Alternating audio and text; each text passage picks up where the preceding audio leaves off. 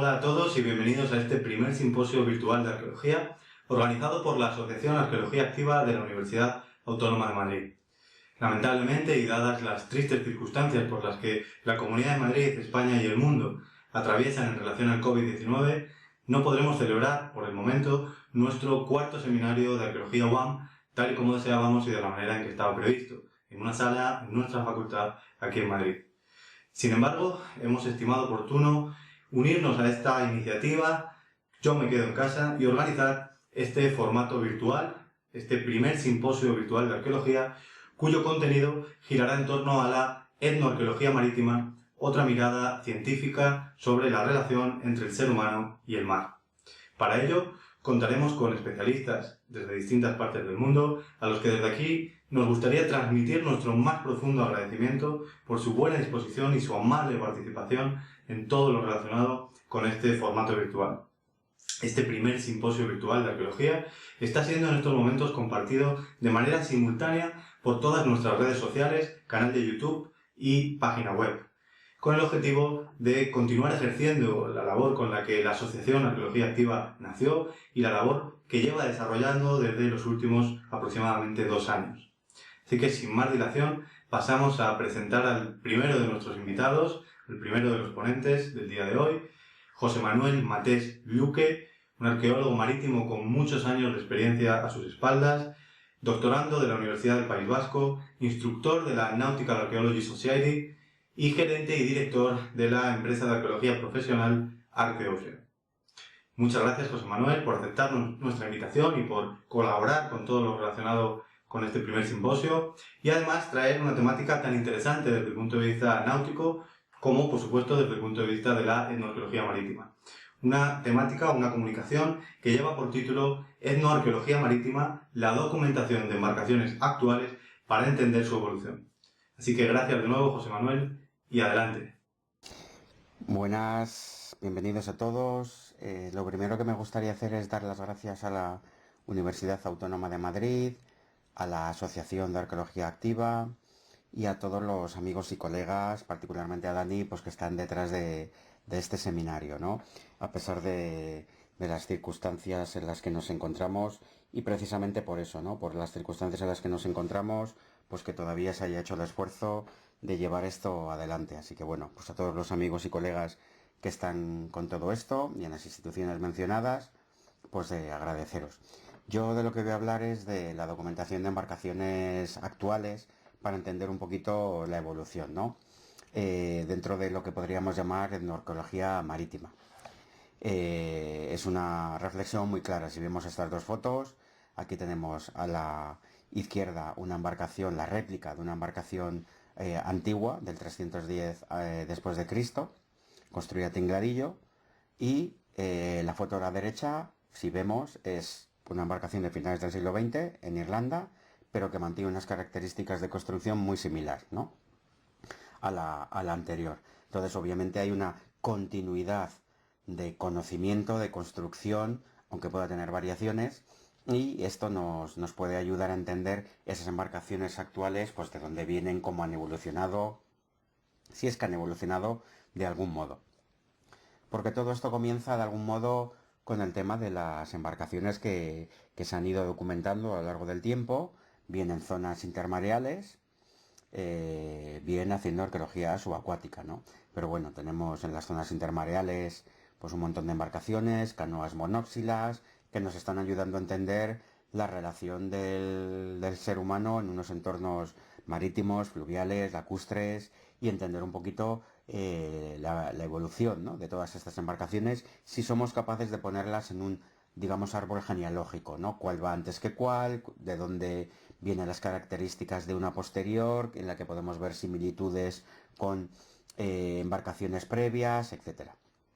Incluso aquí en el País Vasco pues tenemos el ejemplo del pecio de Urbieta, una embarcación a Tingladillo encontrada pues ya también a finales del siglo XX y que bueno, pues mantiene unas características de construcción, luego veremos más adelante, que las unen a el gran mundo noratlántico de construcción a Tingladillo, ¿no? Entonces, bueno, pues hay que ver un poquito esas influencias, de dónde vienen, cuándo surgen, etcétera. Obviamente hay otra serie de barcos también muy interesantes, ¿no? Los barcos de línea, ¿no? Del siglo XVII, XVIII, XIX. Bueno, pero para poder entender también un poquito toda esa evolución, pues nos ayuda todo ello, ¿no? Y las embarcaciones abandonadas en zonas de estuarios, en zonas de playas, en las que la marea afecte y demás, pues son muy interesantes. Porque fijaros, qué título tan interesante, ¿no? La arqueología del abandono de las embarcaciones, ¿no? Unas embarcaciones en las que ponemos un montón de recursos, cortamos los árboles, las construimos, hacemos ceremonias a la hora de de botarlas, les damos un nombre, pero cuando ya no nos sirven, las abandonamos, las hundimos. Y sin embargo ahí están queriéndonos contar una parte de su historia, ¿no? Y si somos capaces de entender, aunque sean muy recientes, vamos a poder comprender su situación actual, de dónde vienen, si han influenciado a algunas, si son de nueva creación. La verdad es que es un tema que yo creo que es particularmente interesante. Y esto no es nuevo. El mundo anglosajón, que es el que más y mejor conozco yo, pues viene documentando estas embarcaciones, aunque sean modernas, desde hace ya unos cuantos años, ¿no? Fijaros en este trabajo, de aquí de la imagen de la derecha, la cantidad de embarcaciones abandonadas, muchas de ellas muy modernas, finales del 19, principios del 20, mediados del 20, me da lo mismo, pero que, bueno, pues han sido partícipes de un ambicioso y muy buen estudio de investigación, pues para entender, ¿no?, esas embarcaciones. Y como digo, esto no es nuevo. En el mundo anglosajón, pues ahí está programas de televisión, ¿eh? Aquí está Bretaña en marea baja, donde, bueno, pues una de sus actuaciones es documentar estas embarcaciones que aparecen cuando la marea se retira, es cuando le tenemos acceso y, bueno, pues documentarlas independientemente de la fecha la que sea, ¿no? Y hay otros muchos proyectos de otros colegas en las que, bueno, pues se trabaja no solamente sobre embarcaciones, también otros aspectos, astilleros, rampas de lanzamiento, estructuras, etcétera. Pero bueno, las embarcaciones juegan un papel muy importante ahí en ese sentido. Y tenemos incluso varios niveles, ¿no? Una actuación más divulgativa, con publicaciones más divulgativas, como es esta publicación de aquí, que luego, posteriormente, con la acumulación y la participación de otros muchos especialistas, pues lleva una publicación más académica, en la que, bueno, pues nos permite a los que nos dedicamos un poquito más en profundidad a estas cosas tener un mejor conocimiento de, bueno, pues de los trabajos de las embarcaciones de otros lugares, y copiar y adaptar de alguna manera modos de hacer, trabajos y demás. Y para que veáis esta embarcación, que es de esta publicación que decíamos divulgativa, pues bueno, pues se han documentado embarcaciones como estos, lanchas de desembarco de la Segunda Guerra Mundial, u otro tipo de embarcaciones militares, incluso de la Primera Guerra Mundial, o elementos tan sencillos como un ferry que ayudaba a la gente a cruzar de una orilla a otra, ¿no? Pues hasta ese tipo de embarcaciones nos está contando la historia del transporte, las comunicaciones, la economía de un lugar, ¿no? Y esto no es nuevo. El Museo de Londres tiene unos magníficos trabajos de documentación de temas de embarcaciones, pues con sus fichas de registro, todas las embarcaciones que hay, una serie de características. La verdad es que se lo toman, yo creo, como mucho más en serio, si se me permite, que en otros lugares, ¿no? Y por eso tenemos mucho que aprender de ellos. En ese sentido, pues bueno, yo llevo bastante tiempo con un planteamiento propio particular, que es un poquito el tema de la construcción a tingladillo en el País Vasco, ¿no? Desde la construcción naval, desde los orígenes, lo poquito que sabemos, el mundo, la antigüedad, pues hasta el 1600, por poner una fecha final. Y para ello, pues bueno, utilizando elementos como son la arqueología, la iconografía y cuando hay información histórica, pues también, ¿no? Y bueno, pues esto es un poquito el marco referencial que hemos ido construyendo, en el que, bueno, tratamos de ver un poquito ese árbol genealógico, esa evolución, esos aportes de otras culturas, cómo han ido moldeando de alguna manera el conocimiento naval en el País Vasco. Esto no es nuevo, lo venimos haciendo desde hace bastante tiempo. Esto es otra idea similar a la anterior, un póster con prácticamente toda la iconografía que hay de embarcaciones a tingladillos en el norte de Europa, perdón, en el País Vasco, con influencias obviamente del norte de Europa, y lo poquito que hay de arqueología con los hitos históricos, un poco las fechas más representativas, pues para ver un poquito dónde se sitúa cada uno de ellos, ¿no? Pues, y sobre todo con embarcaciones que se han descubierto que son de origen vasco, como el pecio de Urbieta o el de la Barceloneta, pues bueno, pues para entender un poquito esa relación o esa correlación con lo que está ocurriendo en esos años a partir del siglo, del año 1000, ¿no? Aproximadamente, y claro, la eclosión marítima que hay los siglos XIII, XIV, XV sobre todo y XVI, ¿no? Con el tema del descubrimiento de América y demás. Eso no es casual, tiene que venir de algún lado y arqueológicamente, lamentablemente, tenemos bien poquito, ¿no? Pero bueno. Tenemos las embarcaciones monóxilas. Estrabón ya habla de que hay embarcaciones monóxilas, o luego también embarcaciones a pieles, y sobre todo lo que decía, tenemos la iconografía de los capiteles de ermitas, de iglesias, en las que se ve esa construcción a tingladillo, los sellos de las villas marineras como imagen simbólica de poder de esos pueblos, de esas ciudades comerciales o pesqueras. Aquí vemos un poquito también el sello de San Sebastián, muy similar a otros sellos de otros lugares que nos conectan con esa construcción a tingladillo.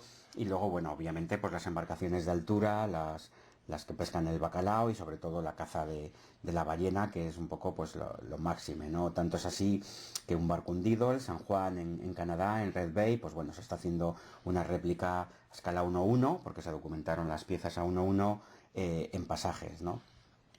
Pero claro, hay otras embarcaciones que todavía mantienen ciertas características híbridas, de algún modo, la construcción a tingladillo frente a la construcción a tope, que es la que va a venir después, luego lo veremos más adelante, y el bote ballenero del San Juan combina esas dos, ¿no? Entonces es un tema muy interesante de cómo se pasa de uno a otro, quién mantiene, quién pierde, dónde perdura las construcciones, ¿no?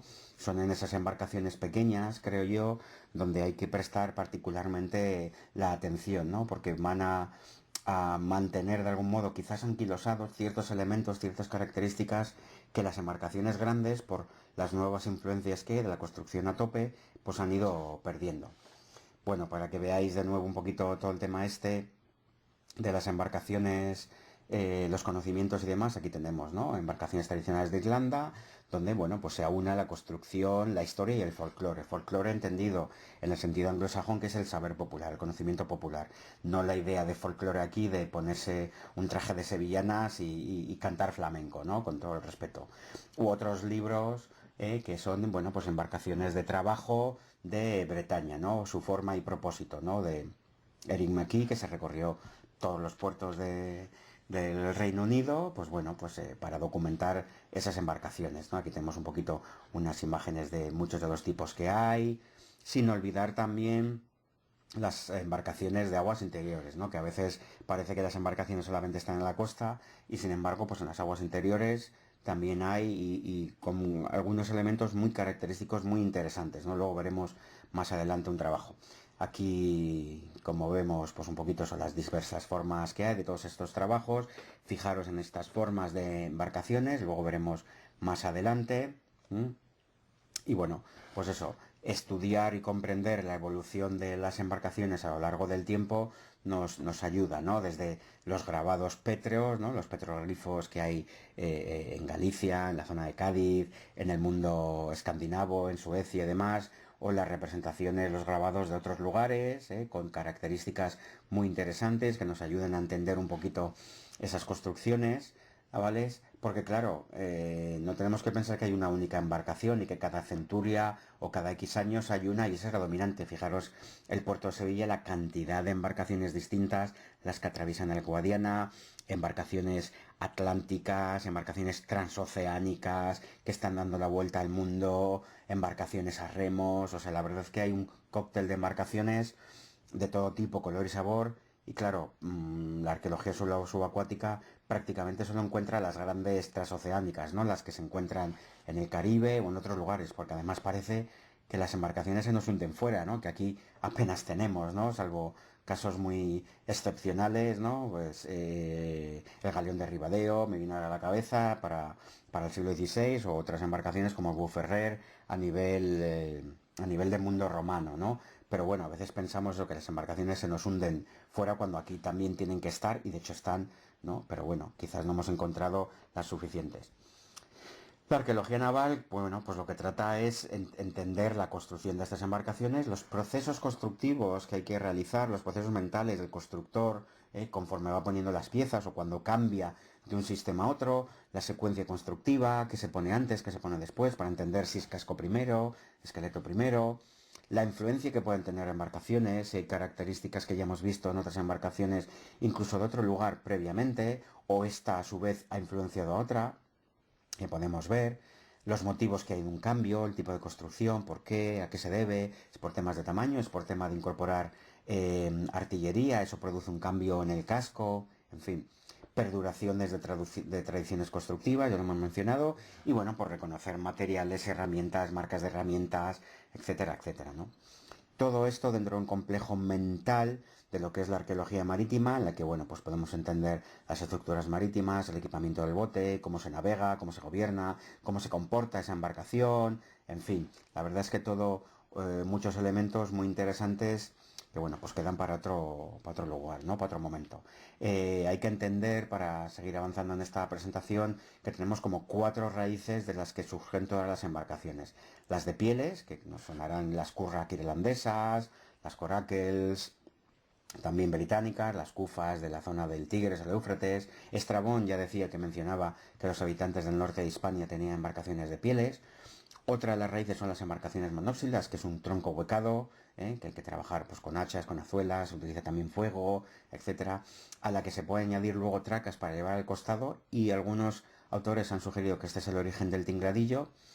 eh, Dividirlas en dos, y entonces tenemos una mitad a cada lado y hay que meter un fondo normalmente plano. Algunos han sugerido que este puede ser el origen de la coca, en fin. Y bueno, pues de estas embarcaciones monóxilas todavía vemos en muchos lugares, ¿no? En Sudamérica, en los ríos de Colombia, de Venezuela, en el Pacífico, en el sudeste asiático, en África. Tenemos las embarcaciones de corteza de árbol, típica de las embarcaciones que todos hemos visto de las pelis del oeste, de tramperos y demás, ¿eh? Y las embarcaciones de troncos o plantas o haces de plantas que flotan unidos, ¿no? Que también pues, se prodigan mucho en Asia, en África, en Sudamérica, recordemos pues las del lago Titicaca y demás. Aquí tenemos un poquito cómo se construyen las embarcaciones de corteza de árbol. Contamos con iconografía y con fotografía, ¿no? Muy interesante también, de esa conquista del oeste, ¿no? De las praderas del mundo de Norteamérica y demás. Bueno, tenemos imagen iconográfica de relieves asirios, elementos en bronce, en oro, etcétera, etcétera. Las iconografías de Suecia, restos también de arqueología, restos arqueológicos, y bueno, un poquito la idea de dónde pudieron surgir, y la evolución, la expansión de todas estas embarcaciones de pieles, que bueno, cada una luego con sus características peculiares. Fijaros aquí en Gales la cantidad de diferencias que puede haber dentro de las coracles, ¿no? Que es un tema muy interesante. Las réplicas que se han hecho y los viajes experimentales. Tenemos eso, información iconográfica, grabados, fotografía, se hacen réplicas todavía, se hacen cursos de formación de cómo se construyen. Aquí haciendo una Coracle, y luego, bueno, pues testeándola, y bueno, pues a veces no con cierto éxito. Lo que está diciendo es que hay un problema de diseño, y bueno, pues de errores también se aprende, y seguro que el ser humano de la antigüedad tuvo que aprender de muchos errores del pasado, ¿no? Contamos con estas imágenes, ¿no? Tan buenas de los pueblos Umiat, pues bueno, viendo un poquito eso, sus embarcaciones. Aquí les vemos con fotografía de época, pues para saber un poco cómo se construyen, los diversos estilos, el entramaje interior, el armazón, y eso, fotografía un poco pues para entender al respecto su construcción. Las embarcaciones de papiros y ese tipo de plantas, pues bueno, están desperdigadas por muchas partes del mundo, desde Irlanda, Pakistán, Irán, ¿eh? También el mundo egipcio, no hay que olvidar las de papiros, ¿no? Que todos nos suenan y bueno, pues poder ver un poquito a través de la iconografía y demás, pues otros elementos que ayudan a entender un poquito su sistema de construcción. No debemos olvidar las embarcaciones de Totora en el Titicaca, con las réplicas correspondientes que hubo, principalmente la de Thor Heyerdahl. Y bueno, pues la investigación en estos conocimientos de arquitectura naval o de construcción naval, pues bueno, también es muy interesante pues para entender la evolución, ¿no? Y luego, pues eso, esas réplicas, ponerlas en uso, pues con los diversos estudios, como decía el de Thor Heyerdahl, pero también el de Kitty Muñoz, con la Matarrangui, con la Uru, etcétera, etcétera. Bueno, pues ahí vemos iconografía en otros lugares, incluso en Italia también hay embarcaciones de haces de plantas. Las embarcaciones de troncos y plantas, eso pues que podemos ver en muchos lugares. Aquí en la península tenemos las embarcaciones que son para aprovisionar de madera a diversos lugares, ¿no? Están las almadías, llamadas así en el Pirineo Navarro, pero bueno, pues las navatas en la zona aragonesa, rayers en la zona catalana, también los gancheros de la zona de Cuenca, Guadalajara, del Alto Tajo, ¿no? Que son, bueno, son embarcaciones fungibles porque la idea es una de troncos que cuando llegan a destino se desarman, ¿no? Pero no dejan de ser también una embarcación de algún modo. Y hay estudios pues muy interesantes, ¿eh? La zona del sudeste asiático al respecto de todos estos, ¿no? Este tipo de embarcaciones también de canoas monóxilas. Aquí vemos diversas evoluciones, cómo se trabajan, a huecar y contamos con muchos restos arqueológicos en muchas partes de europeas, sobre todo de otros lugares, ¿no? Reconocemos estas embarcaciones en las zonas, como decía, de Sudamérica, de la zona africana, la zona de Filipinas o de este asiático. Podemos tener también información contemporánea de los años 40 en Finlandia, cómo se construían estas embarcaciones, ahuecando el tronco y luego expandiéndolo. En Borneo todavía se utilizan de alguna manera esta idea también de con fuego ayudar a que los exteriores sean un poco más flexibles y luego meterles unas ramas pues para ayudar a mantener esa forma. Vemos a través de todos estos estudios la evolución de este tipo de embarcaciones en esta zona del sudeste asiático, y podemos entender pues con los restos arqueológicos eso, cómo se pasa de un tronco ahuecado se corta a la mitad, se abre, se le mete un fondo plano y bueno, pues las variedades que hay de las embarcaciones que han sido encontradas en diversos lugares, ¿no? Pues como la embarcación de Dover, de la Edad del Bronce, pues no tan significativa y de que tan buenas publicaciones se hicieron al respecto, ¿no? Entender un poquito toda esa mentalidad de cómo hay que construir, cómo ensamblar las diversas piezas, etcétera, pues la verdad es que todo muy interesante, ¿no? Otras embarcaciones que están en varios museos europeos, en Neuchâtel, en Suiza, en Alemania, los barcos romanos del Rin, bueno, pues entender un poquito toda esas embarcaciones nos ayudan a comprender mejor, pues eso, dónde está cada una, dónde se sitúa, cada uno de los sistemas de construcción, si son iguales, si no, qué variaciones tienen. Para continuar, tengo que explicar, aunque sea brevemente, un poquito los tipos de construcción naval. Tenemos lo que se llama el casco primero, que es lo que se coloca es la quilla, la rueda del codaste, y después las tracas. No se pone ninguna cuaderna interior, sino que lo que se hace es el forro, la parte exterior. Pues eso es lo del casco, ¿eh? Primero se diseña el casco. De tal manera que la forma hay que controlar, cómo te va a quedar. Y luego las cuadernas que se van a colocar pues tienen que ir encajadas, hay que medirlas, hay que saber exactamente dónde van, ¿no? Claro, esas tracas para mantenerse digamos ahí como en el aire pueden ir como al estilo mediterráneo, griegos, romanos, que es canto con canto a través de lo que se llama mortajas, lengüetas y pasadores, ¿no? En alguna publicación las llaman también como espigas y flechas. Y luego está también la posibilidad de solapar, es decir, de la traca superior monta una parte de ella sobre la inferior, y así sucesivamente, ¿no? Es lo que se llama el tingladillo. Eso se fija con unos clavos, las zonas de contacto tienen unos clavos que mantienen esa unión. Es lo que se llama sobre todo, perdón, es la característica del mundo escandinavo, el estilo nórdico, ¿no? Y ahí, pues después de todo eso, las cuadernas, como decía, hay que encajarlas, además con esa silueta de sierra o de escalera, peldaños de escalera, que hay que encajar. Entonces, bueno, es un esfuerzo bastante amplio. Y luego está lo que se llama el esqueleto primero, que eso ya es las formas pues más actuales, ¿no? Que en lo que consisten, de nuevo, la quilla, la rueda del codaste, y ya sí las cuadernas, el esqueleto, el armazón interior, de tal manera que ya tienes la forma controlada, y luego lo que tienes que hacer es poner las tracas, forrar, uniendo en puntos de conexión con esas cuadernas, ¿no? Y esto es una construcción típica que empieza a producirse en el Mediterráneo a partir del año 1000, ¿no? Y se va expandiendo por el resto del Mediterráneo y luego pasa a Europa.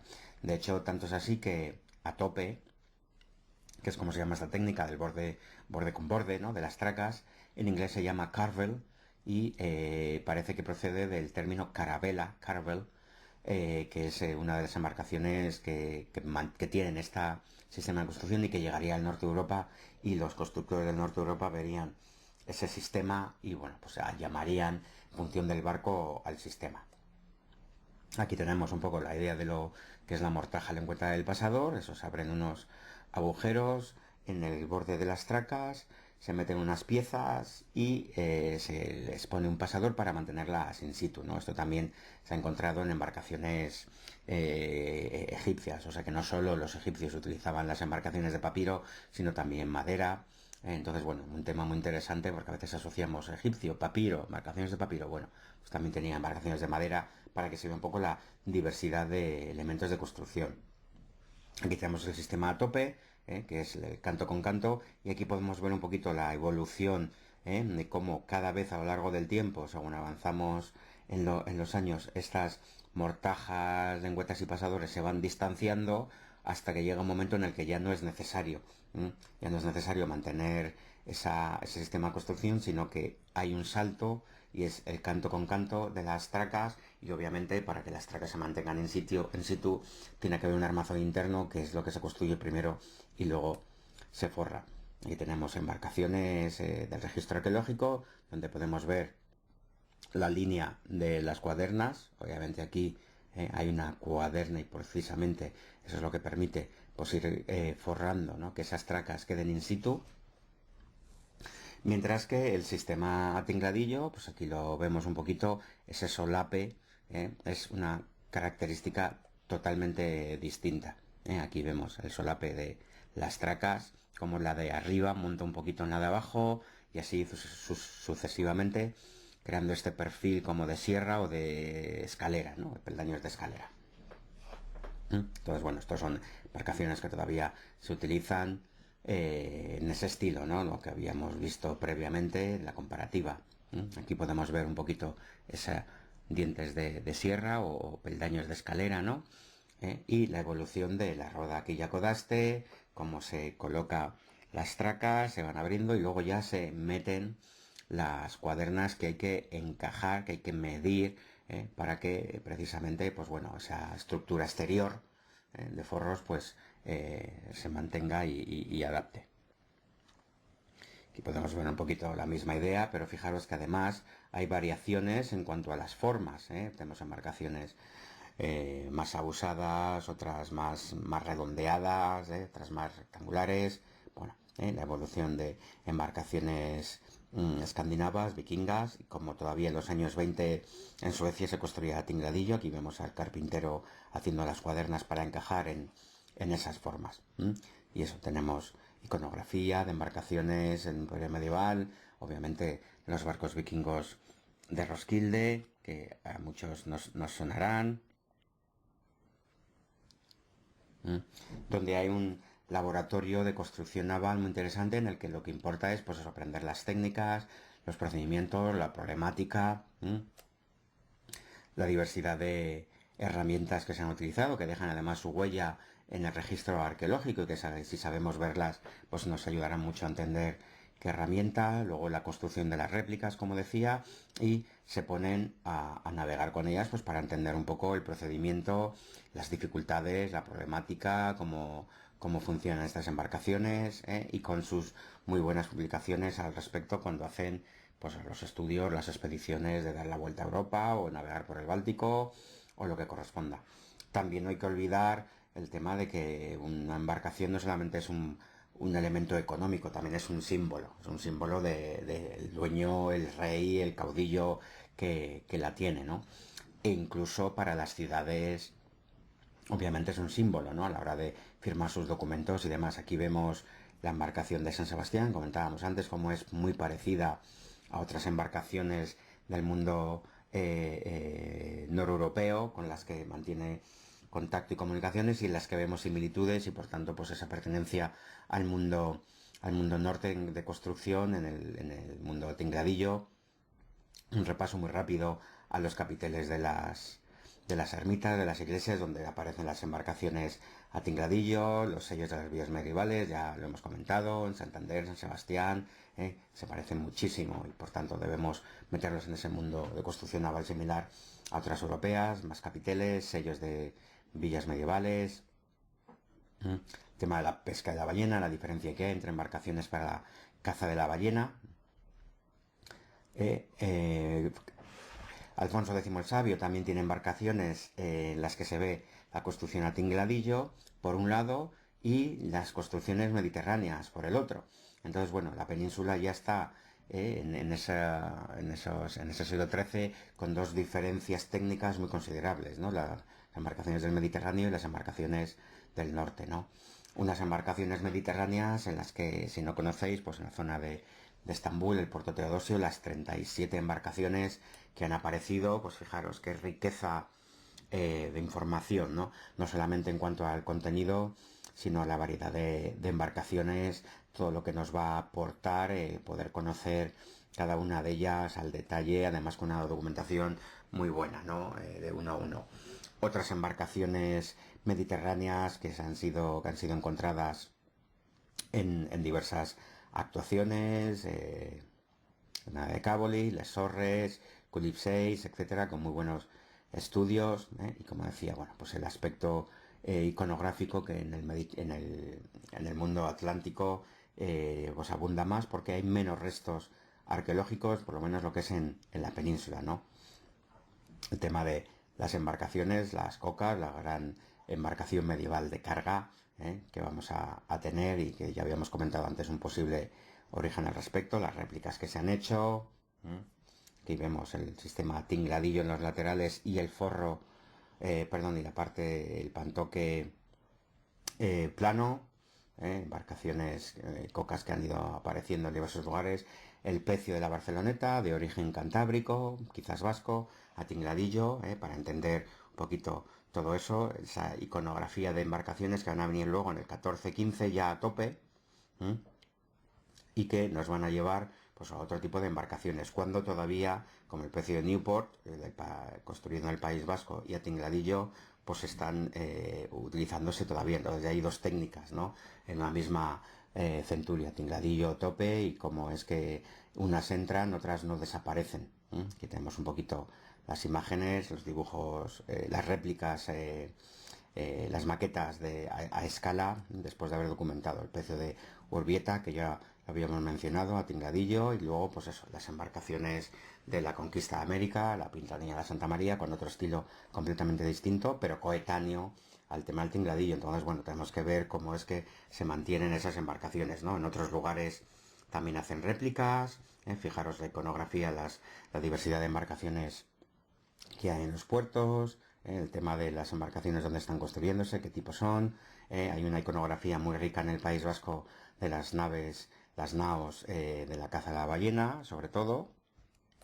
Muchos dinteles de caseríos, la excavación del pecio de Red Bay, muy interesante, muy bien documentada, una excavación icónica en ese sentido.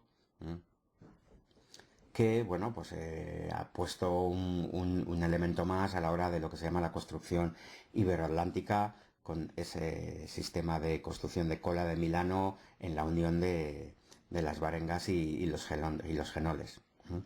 En ese sentido, pues para identificar además el bote de la nao ballenera en el que tiene una mezcla de construcción a tope y tingladillo, ¿no? Entonces, bueno, ahí hay un cambio, creo yo, que se está dando en las embarcaciones menores, las de pesca, ¿eh? que va a ser bastante distinto, ¿no? Y bueno, el Mary Rose, el Gracie Dieu, que son embarcaciones que empezaron construidas a tingladillo y luego cambian a tope por un sistema de evolución, sobre todo a la hora de meter elementos de artillería, bueno, otras embarcaciones de origen hispano que hay por ahí, ¿eh? Los colegas, los amigos portugueses también tienen un montón de embarcaciones del estilo iberoatlántico, ¿eh? Con lo cual, pues bueno, es también muy interesante ver esa ramificación de sistemas de construcción, de las diversas embarcaciones. Fijaros la cantidad de pecios que hay hundidos en muchos lugares. Aquí en el País Vasco también hay una serie de barcos hundidos, de pataches, bueno. Y lo que decía, bueno, pues para una buena documentación de todos estos restos, de cómo la unión de las tracas, cómo van, cuando es a tingladillo, cómo van los clavos posicionándose, los sistemas de calafateo interno entre el solape de las tracas, todo eso nos ayuda a entender un poco las regiones, ¿no? Fijaros aquí según el tipo de clavos, si son de remache, si no lo son, el tipo de escarpe, bueno, pues permite un poquito entender esas regiones. Aquí tenemos un mapa de la zona europea, escandinava, en la que vemos un poquito, pues eso, las regiones distintas, ¿no? Y en Iberia, ¿qué tenemos? Bueno, pues la etnografía, la etnoarqueología, pues nos sirve también como fuente de conocimiento recíproco. Fijaros, hay que preguntarse hacia dónde vamos. Este es un astillero que está en desuso y que ahora lo van a recuperar. Bueno, pero aquí tenemos una embarcación que en apenas 8 meses pasó de estar más o menos todavía construida verticalmente a ser desmantelada, ¿no? Entonces, bueno, afortunadamente en otros lugares, sobre todo el mundo anglosajón, pues tienen muy claro esta información de cómo documentar las embarcaciones y si las tengo que desmantelar, pues también hacer un proceso de documentación de las mismas para no perder información. La gente en Estados Unidos también tiene sus propios manuales y bueno, pues nosotros hicimos algo parecido en una embarcación que iba a ser desmantelada, ahora con las nuevas técnicas pues hicimos una fotogrametría. Se trata del Anchustegi, un barco bonitero de 1955, que bueno, pues con esta documentación podemos milimétricamente pues tener todas sus formas y obtener mucha información. Afortunadamente luego la embarcación está siendo restaurada, reparada, es decir que se pasó de que se iba a desmantelar, se documentó y luego, bueno, pues por iniciativas también de la familia y de otras muchas personas muy voluntariosas, pues bueno, un movimiento de recuperación de embarcaciones se consiguió parar esa destrucción y ahora, bueno, pues está recuperando. Y todo esto nos tiene que ayudar a ver un poquito esa evolución, en este caso en el País Vasco, con este gráfico tan interesante de Juan Antonio Praizallo, la evolución de las embarcaciones a lo largo del tiempo, en este caso para la pesca, pero como, bueno, si entendemos un poquito esas embarcaciones como son, podremos entender lo que decía, esa evolución de las mismas. Tanto es así que, bueno, hace unos años el gobierno vasco encargó un estudio de las embarcaciones de madera actuales que quedaban en los puertos vascos. A mí me tocó hacer un poco las de Vizcaya y otro compañero, Xavier Alberdi, hizo las de Guipúzcoa. Y eso ha permitido que el gobierno vasco tenga ahora un catálogo de cuántas embarcaciones hay, cuáles son vascas, cuáles son más tradicionales y sacar una línea de ayudas para el mantenimiento de esas embarcaciones, ¿no? Otra evolución, fijaros, otro diagrama también de Juan Antonio Praizallo, muy interesante, en el País Vasco, cómo son los elementos de propulsión y de gobierno comparados con otras culturas, ¿no? La nórdica, la celta, a lo largo bueno, pues un poco el arco atlántico y también alguna mediterránea, pues para ver si hay similitudes, diferencias y cómo es cada uno. Fijaros, llama la atención en este remo celta, en el que tiene pues el mástil, ¿no? de la caña del remo y esta pieza triangular unida por donde va a ir luego el tolete. Os llamo la atención porque luego lo veremos más adelante. Aquí en la península pues hay grandes reservas como es la Albufera, donde tenemos una iconografía de embarcaciones tradicionales de la zona, con las diversidades, fijaros, una zona tan pequeñita, vamos a decirlo así, las variedades de embarcaciones que hay en función del uso, las características, donde, bueno, pues hay algún estudio hecho al respecto de estas embarcaciones, de un aspecto etnográfico, donde todavía, y quizás esta es su tabla de salvación, el uso turístico, ¿no?, de paseos por la Albufera y demás es lo que hace que se mantengan estas embarcaciones, porque si no acaban en rotondas, en las que si no se hace un buen mantenimiento y si no se documentan, el tiempo, la intemperie, pues acabará destrozándolas, ¿no? Comentábamos todavía cómo el tema del tingladillo todavía se usa en algunos lugares de Galicia. Fijaros, el barco Ravelo, el barco Carocho, son embarcaciones que mantienen, a pesar de esta juventud, sistemas de construcción antiguos, ¿no? En este caso el tingladillo que ya hemos visto. Y en la zona de Galicia, pues bueno, también tenemos una gran reserva de embarcaciones tradicionales, con una gran variedad de embarcaciones fluviales, pero donde, pues bueno, pues podemos reconocer todavía algunas características. Fijaos, aquí le adorna un poquito las cuadernas, el elemento del tingladillo, una serie de embarcaciones muy interesantes, las jamelas, muy parecidas a las maseiras portuguesas en cuanto a las formas, y tenemos grandes informaciones, incluso dibujos de ingeniería de cómo son. Aún así hay diferencias entre ellas, pero bueno, podemos entender el proceso constructivo de todas ellas, las líneas de forma, las características, y fijaros las variedades, ¿no? Aquí esto es en zonas de Noruega, y otros lugares del norte de Europa, pero fijaros ya en estas formas de embarcaciones porque las estamos reconociendo también en estas zonas gallegas. Entonces, ¿hay una influencia? ¿Son influenciadas? ¿Son origen? Bueno, no lo sabemos, pero lo que está claro es que hay una similitud de algún modo, ¿no? Esto, aunque no me parezca, es una embarcación que encontramos en un corral en Salamanca. Y aquí tenemos el señor, pues bueno, nos enseñaba con una pértiga moderna, porque ya la antigua no, esto es un listón de aluminio, que obviamente no esto, pero bueno, pues para que se viera un poquito cómo él la utilizaba cuando era más joven, ¿no?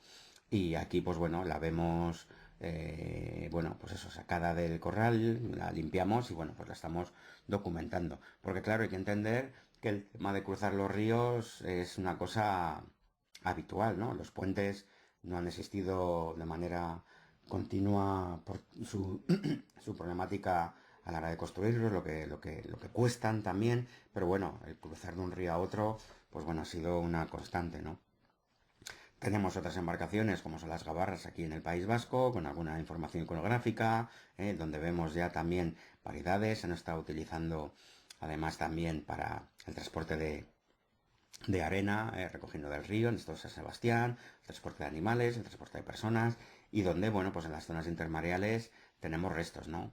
Hay variedades también de embarcaciones más pequeñas, algunas todavía se utilizan en los caseríos, pero bueno, pues aquí tenemos eso, embarcaciones abandonadas que nos están contando una historia y que yo creo que hay que saber verlas y documentarlas, ¿no? Tenemos las embarcaciones de apoyo logístico a puertos, otras embarcaciones mayores, bueno, pues son embarcaciones que aunque modestas y pequeñas, creo que nos están indicando, pues bueno, características constructivas. Y esto me lleva a, bueno, pues un proyecto que empezamos hace unos años y al que tengo que agradecer a la beca John Stark y a la Nautical Archaeological Society, pues que nos dio unas ayudas un par de años de documentación de embarcaciones de fondo plano de aguas interiores de España. Y bueno, pues aquí tenemos un poquito ese proyecto que hemos continuado, documentando diversas embarcaciones, incluso los rayers, esto es en Cataluña. Pero bueno, aquí vemos un poquito las formas. Esta de aquí, de la derecha arriba, es una embarcación muy parecida en cuanto a formas, pero el tamaño es tremendamente descomunal, y estaba también en un corral, en un granero. Y bueno, tenemos aquí otras de traspase de embalses, son grandes embarcaciones, otras que acaban en parques una vez que no se utilizan. Bueno, pues eso, una variedad de embarcaciones que hay por la península que vamos documentando poco a poco. Fijaros los sitios donde hemos ido localizando, las tablas de miel, también tienen su propia idiosincrasia, son propias embarcaciones y donde contamos con bonitas fotografías contemporáneas que nos ayudan a entender un poco su uso, la manera de navegarlas, las construcciones. Es propio el carpintero del pueblo que conoce la madera, tiene las herramientas, pues el que hace las las embarcaciones, ¿no? A veces pensamos que es un gran constructor naval. Bueno, pues esto es del carpintero del pueblo. Fijaros también lugares, Badajoz, aquí tenemos un poco esta misma idea en la que en el río había embarcaciones y la pregunta es ¿dónde están esas embarcaciones? Seguramente estén hundidas, desaparecidas, en cauces, a lo mejor hay que estar un poquito atentos a ellos. Estas son las embarcaciones que comentábamos de la zona de Extremadura y Portugal, para pasar embalses, pantanos, etcétera. Fijaros qué pedazo de embarcaciones. Bueno, pues todas estas ya obviamente han desaparecido, pero ahí tenemos un saber de construcción, ¿no? Otras en graneros, algunas en museos. Bueno, pues que poco a poco hemos ido documentando. Estas son de Jaén, que son traídas precisamente de la zona extremeña, o sea que hay una influencia de una región a otra.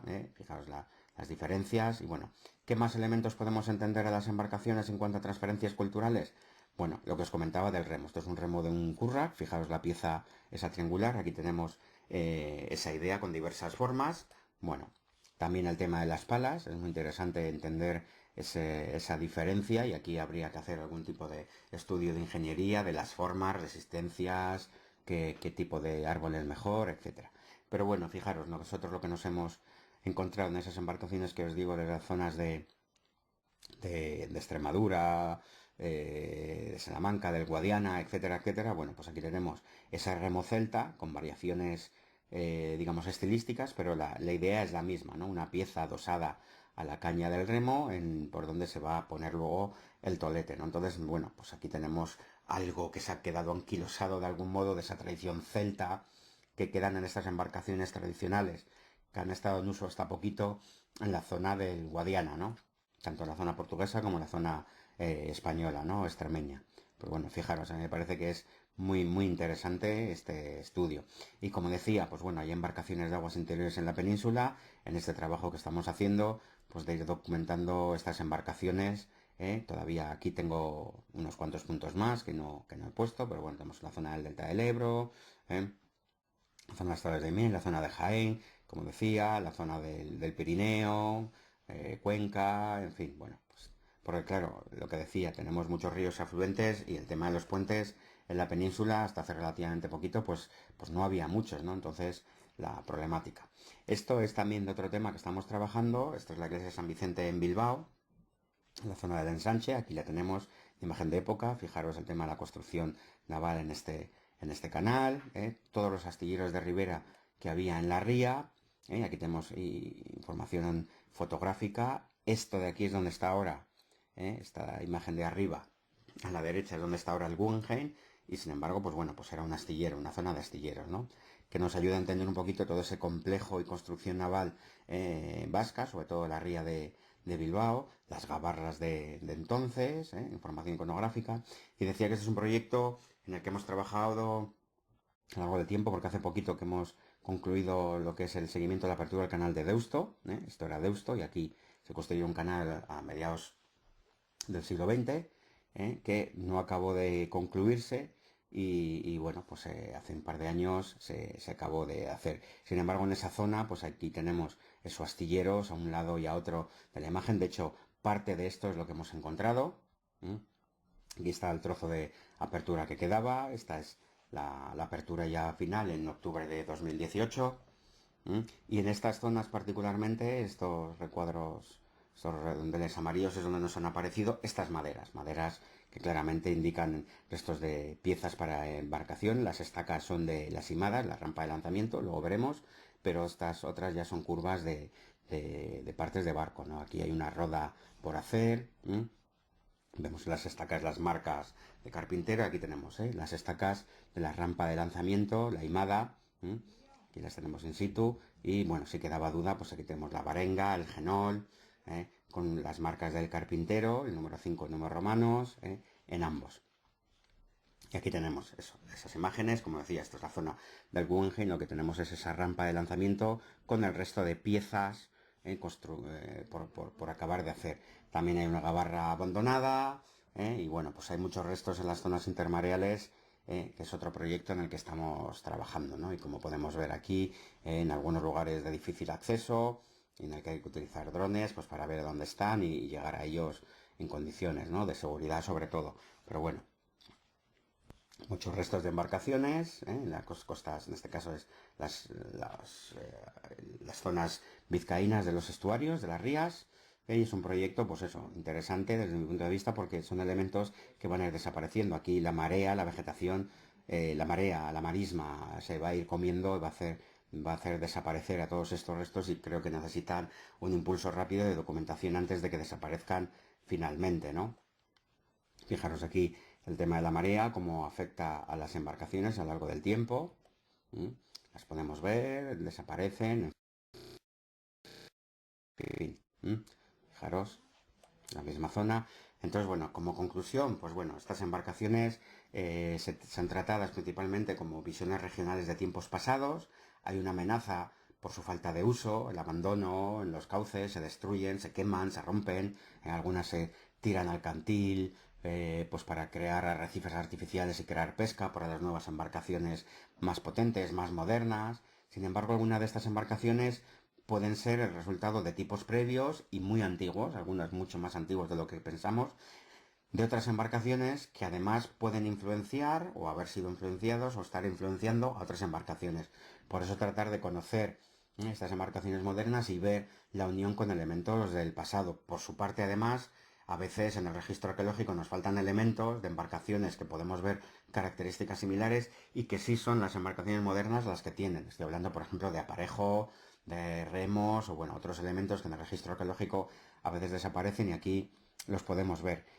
Podemos entender también las relaciones y ver las influencias y adaptaciones que han tenido, ¿no? De dónde vienen unas con otras, cómo ha habido un cambio, pues para adaptarse a una climatología, un tipo de río en particular, o de ría, o lo que sea. Hay muchas embarcaciones en ríos estuarios abandonadas, además de las que están bien debajo del agua, en las que necesitamos pues el concurso de la arqueología subacuática, pero otras están bajo tierra. A veces pensamos que las láminas de agua están donde están. Bueno, pues ha habido un gran cambio y modificación, ¿no? Podemos encontrar embarcaciones en zonas cubiertas totalmente por tierra, ¿no?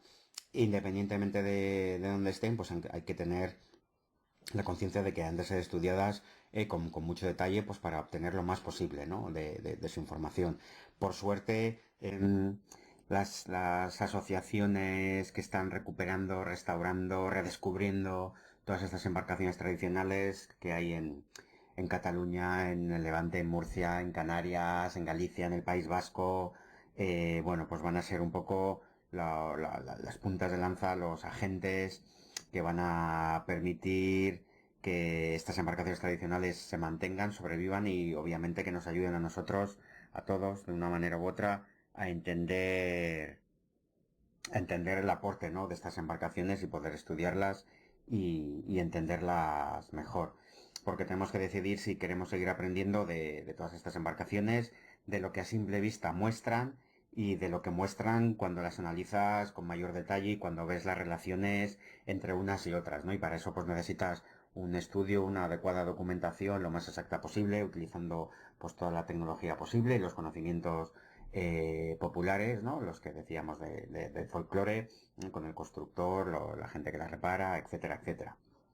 Y bueno, pues aquí un poquito para acabar mi homenaje un poco a la gente que nos ha ayudado en nuestro proyecto en este diciembre de 2019 y febrero de 2020, en este proyecto de arqueología intermareal en el que hemos estado documentando una serie de embarcaciones abandonadas ahí en las marismas.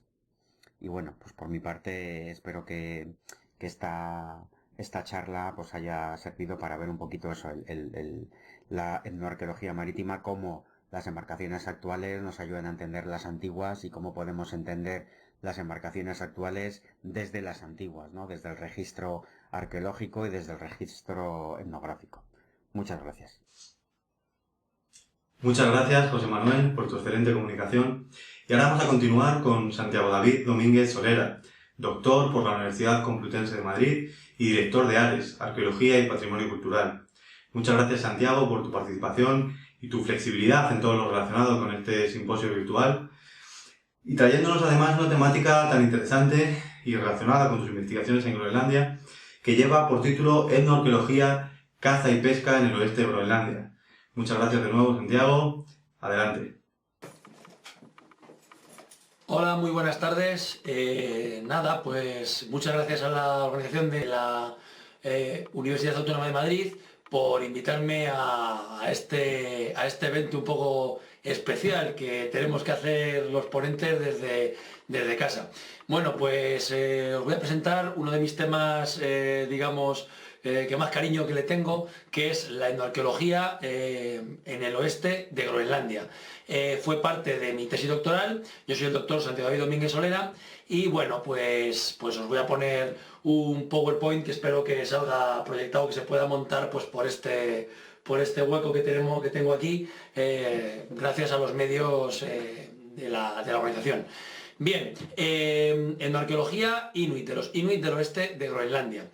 Bien, paso la primera diapositiva y bueno, pues esta es la zona en la que vamos a trabajar y de la que vamos a hablar. El oeste de Groenlandia es uno de los tres puntos, de los tres ámbitos, digamos, de interés de lo que es la gran isla que es Groenlandia. Son diferentes los grupos inuit que viven en el oeste, que viven en el este y que viven en el norte.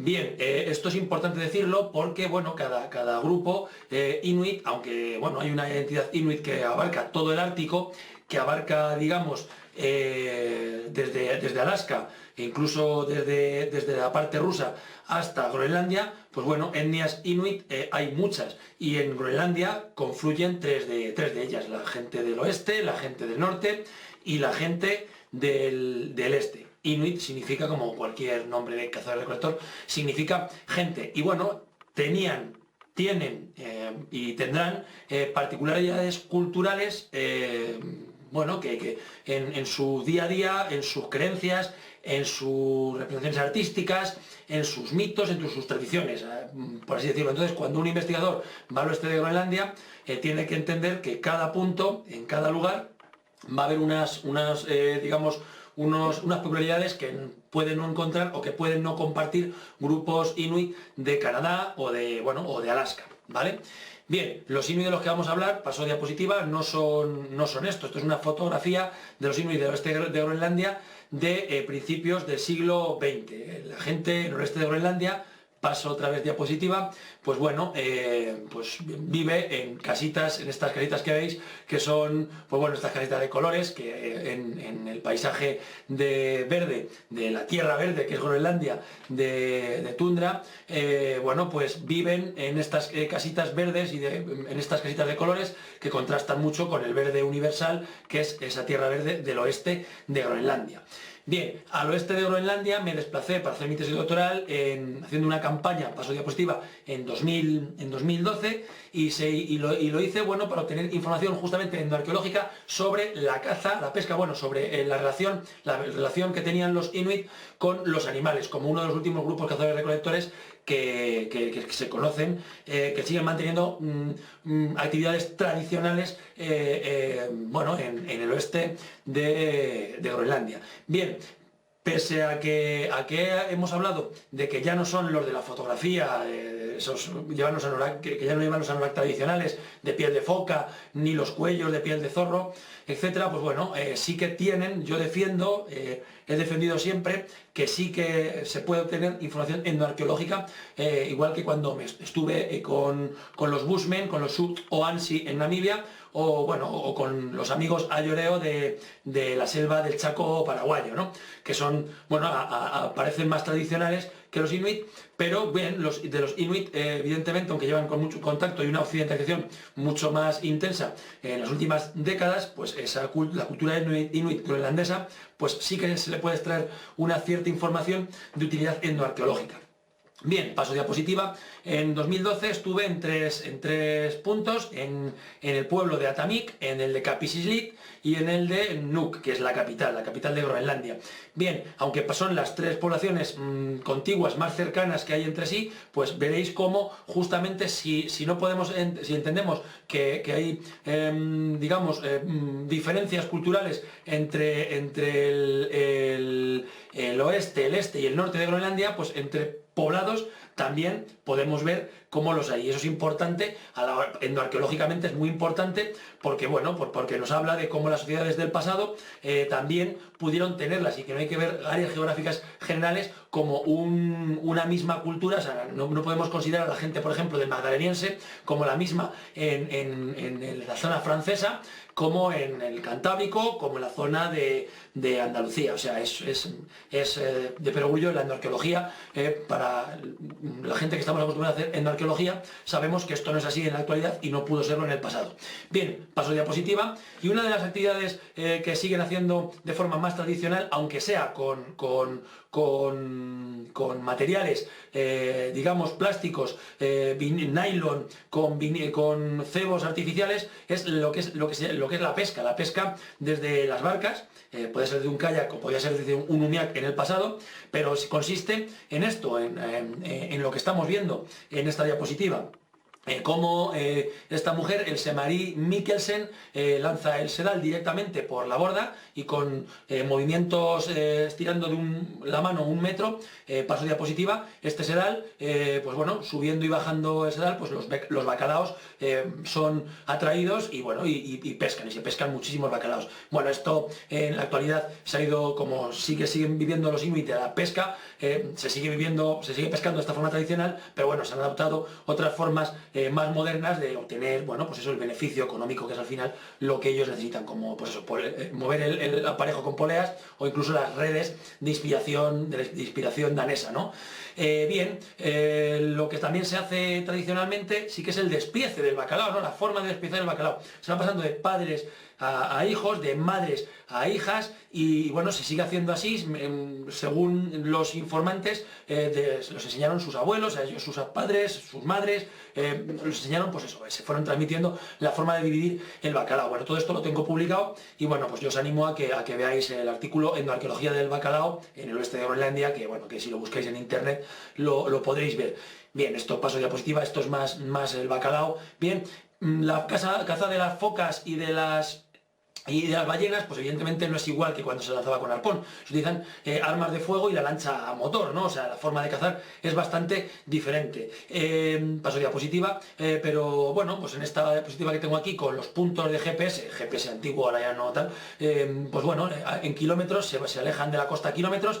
Y lo que sí que es, digamos, tradicional es cómo hacen los puntos de conversación. La gente que sale a cazar y a cazar focas o a cazar ballenas pequeñas, ballenas piloto, por ejemplo, sí que hablan entre ellos, intercambian información, cooperan como cualquier grupo cazador-recolector en las batidas de caza. Y bueno, esto, aunque no se hace de forma tradicional, pero sí que se hace con el mismo espíritu, y luego con el espíritu de compartir la pieza, ¿no? O sea, de cuartizarla y repartirla entre el grupo, cosa que se sigue haciendo hoy en día, en el siglo XXI, y que se hacía, digamos, en siglos atrás, y que podemos entender, como todos los cazadores recolectores lo hacen, pues es una esencia cazadora-recolectora que sigue manteniendo hoy en día los inuit. Bien, otra cosa que sí que se hace, aunque no se haga con arco y flecha, evidentemente, es el pisteo, el rastreo de la caza del caribú, ¿no? He pasado de diapositiva.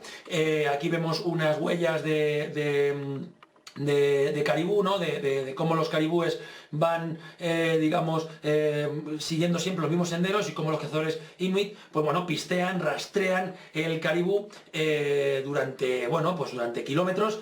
Paso diapositiva, bueno, esto es una ruta GPS de una de esas cazas de caribú, etcétera. Pero bueno, digamos que como el oeste de Groenlandia no tiene carreteras, no tiene caminos, no tiene otras formas que andar que por las sendas tradicionales milenarias, pues la caza del caribú tiene grandes parecidos, por lo menos en el pisteo, a cómo se hacía en la antigüedad, ¿no? Antiguamente, para los inuit. Bien, paso diapositiva, de andar por la zona, de hacer las prospecciones que realicé en 2012, también, pues bueno, pude ver cómo las trampas tradicionales de zorro, que son estas que se ven aquí, que son como unas trampas de piedras, que son diferentes justamente entre las que se hacen en Groenlandia, las que se hacen en Canadá, las que se hacen en Alaska. Pues bueno, en Groenlandia, en el oeste de Groenlandia por lo menos, menos, pues hacen este tipo de trampas, que son, pues eso, con unas portezuelas, hacen que el zorro entre atraído por un cebo, y bueno, ese cebo un resorte que hace que les caiga la trampilla, y el zorro se queda encerrado dentro. Si el zorro se intenta escapar, se le caen todas las piedras, y bueno,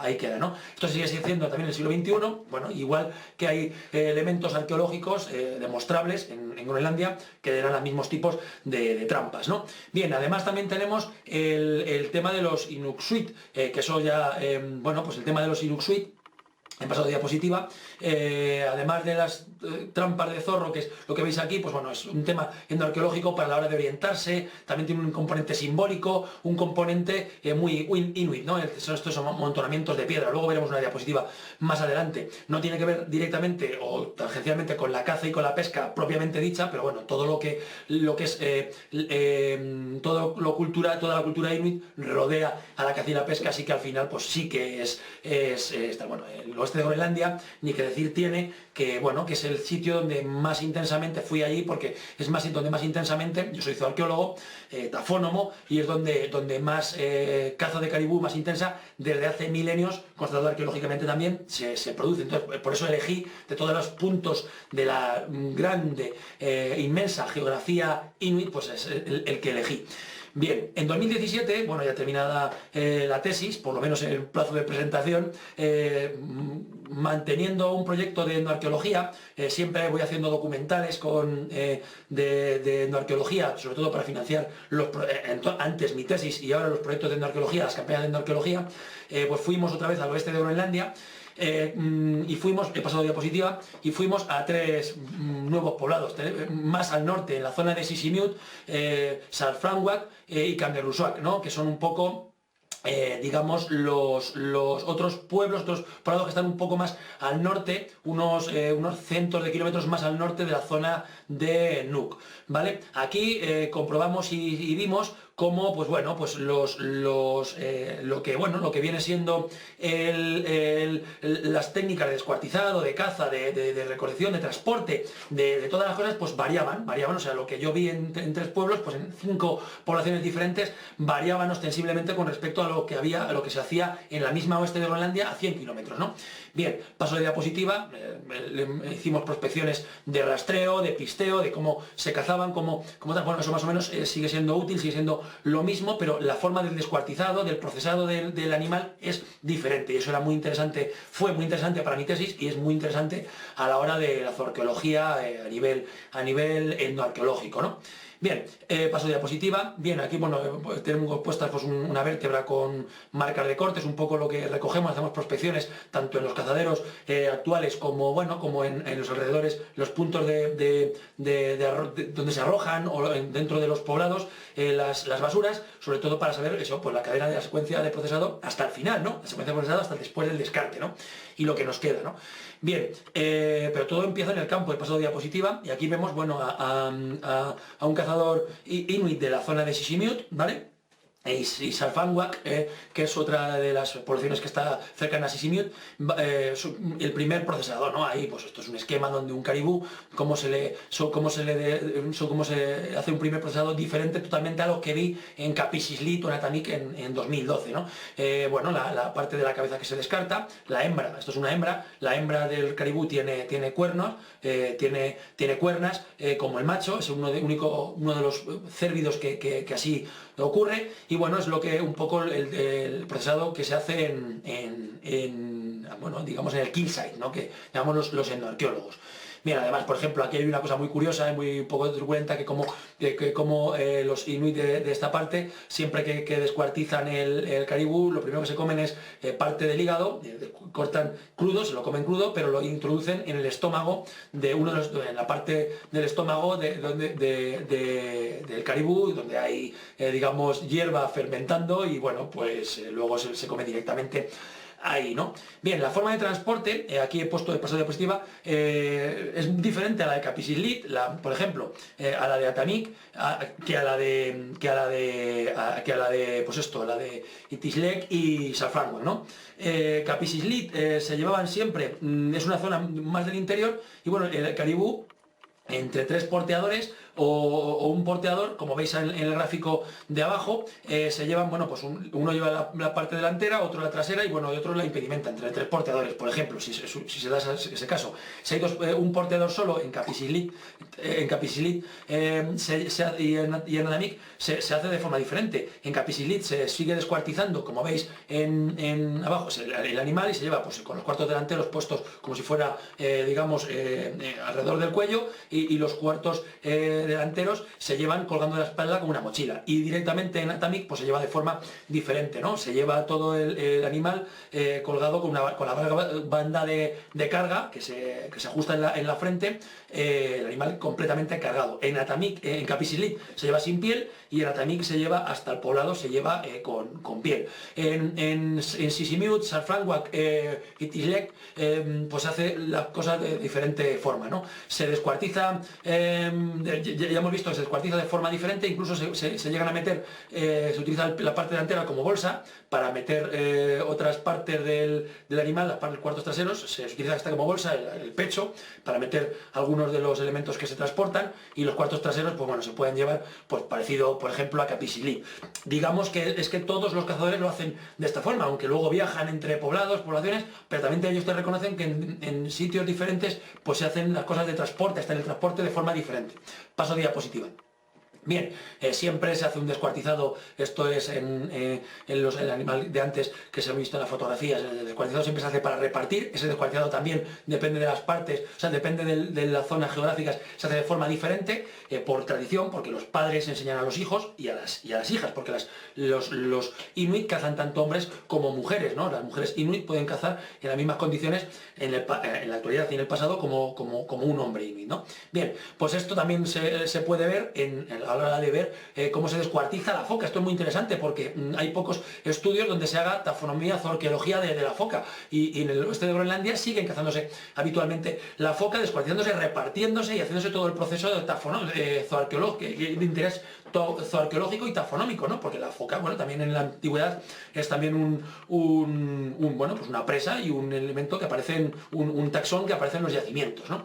Bien, ahí tenéis un poco como el descuartizado de la foca. Paso a la diapositiva. Bueno, la dispersión además es muy curiosa, porque en este campamento de este cazador, que se llama Nikolai, bien, pues él, como todos los elementos, justamente suba, baje la madera, todos los elementos relacionables con foca siempre están en el mar, aunque claro, yo me los encontré en tierra, pero es que cuando sube y baja la marea, pero claro, él cuando los ha tirado, los ha arrojado al mar, o la propia costa los ha arrojado a lo que luego, bueno, puede ser zona donde, o sea, la subida y la bajada de la marea, donde a subir y bajar la marea, pues bueno, pues se arrastran elementos, pero digamos que siempre las focas se arrojan, todos los desperdicios se arrojan al mar, nunca se quedan en la parte no inundable, en la zona de tierra. Esto es importante por lo que vamos a ver después. Bien, bueno, pues en 2017 también contemplamos he pasado a la diapositiva, la pesca del bacalao. Bien, bueno, aquí he pasado la diapositiva otra vez. Bueno, aquí pues eso, para que veáis que todo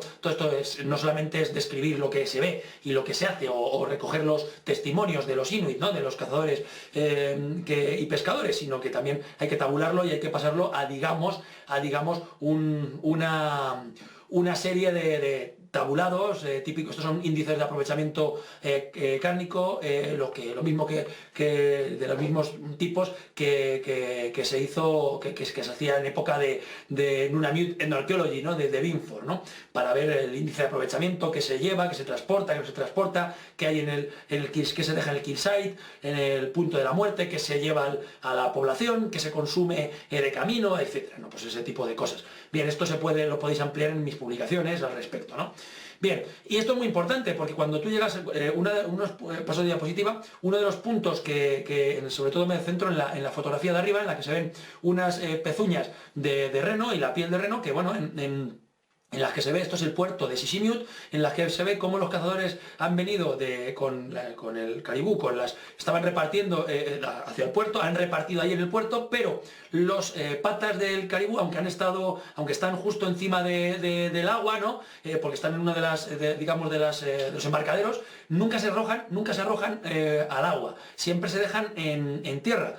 Si se reparte dentro del poblado, pues bueno, se arrojan en basureros o se arrojan al contenedor, pero digamos que la piel las partes del caribú nunca se arrojan en el agua, ¿no? A diferencia de lo que pasa con la foca. En el mismo puerto de Sisimiut, cuando se reparten la foca, tiran las partes al agua. Entonces, pero siempre ves las pezuñas estas que no han quedado en el agua, ¿no?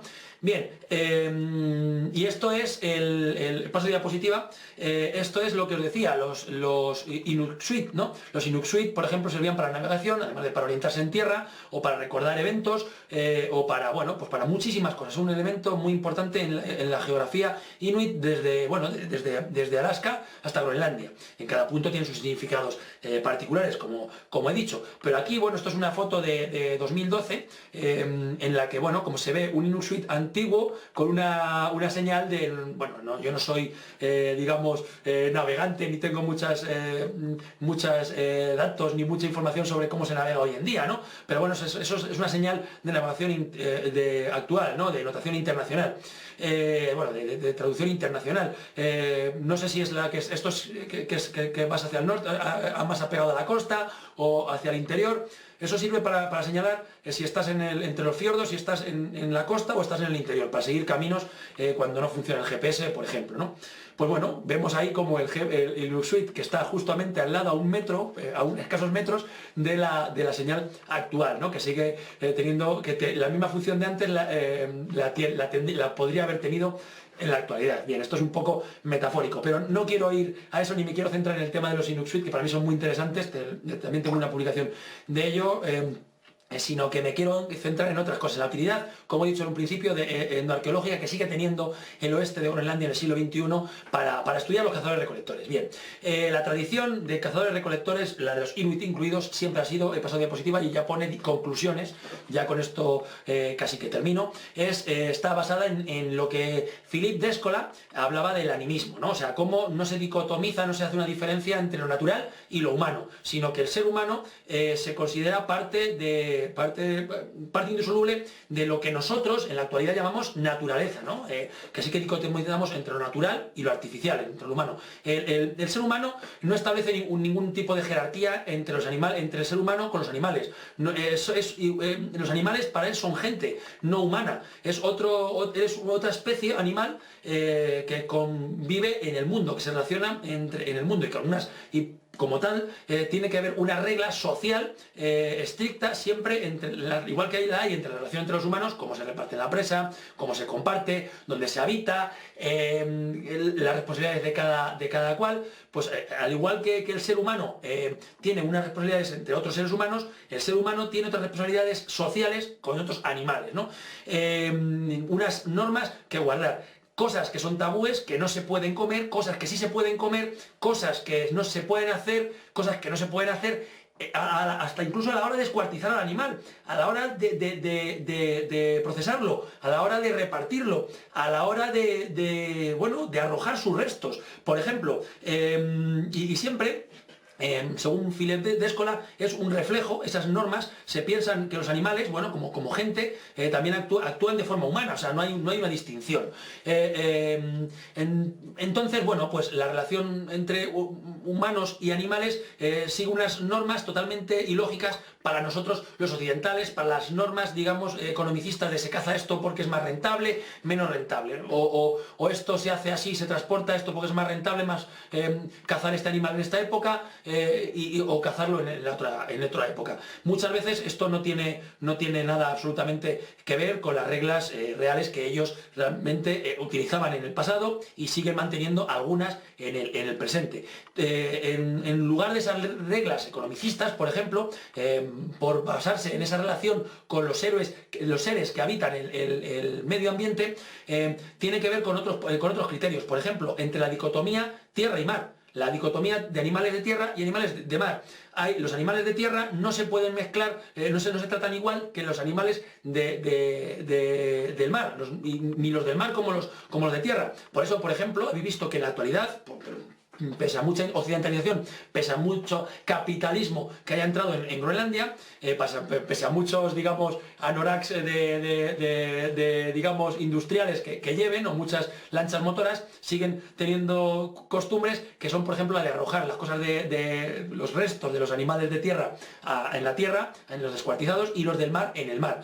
Bien, además la dicotomía invierno y verano, no por la disponibilidad de animales en invierno, disponibilidad de animales en verano, que hombre, también influye evidentemente, pero sí que hay acciones que se pueden realizar en invierno, culturales, y acciones que no se pueden realizar, que se pueden realizar en el verano. No se pueden mezclar animales de tierra y de mar, pero tampoco se pueden mezclar la caza de animales de verano con los de invierno. Estos son dos ejemplos, están en toda la bibliografía de antropología inuit, de cultura inuit, de chamanismo inuit.